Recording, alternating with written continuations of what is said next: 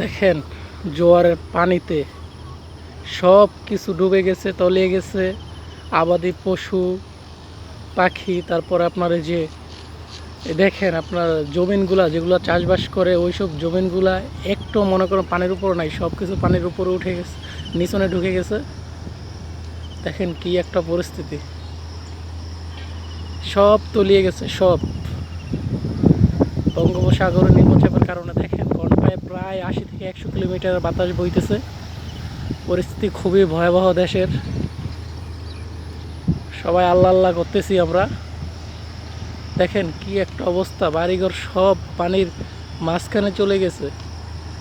অবস্থা মোটেও ভালো না। দেখেন কি অবস্থা,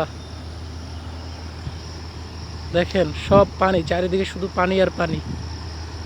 পানির ভিতরে মানুষজন বসবাস করে। দেখেন তারা বাজারে যেতে পারতেছে না, এবং আপনার কোনো দরকার মানে একটা দরকার আছে না, একটা দরকার হলে যে যাবে তারা কিভাবে যাবে। দেখেন পানি আর পানি চারিদিকে, মানে যাওয়ার মতো কোনো স্কোপ নাই বা ক্যাপাসিটি নাই এইদিকে।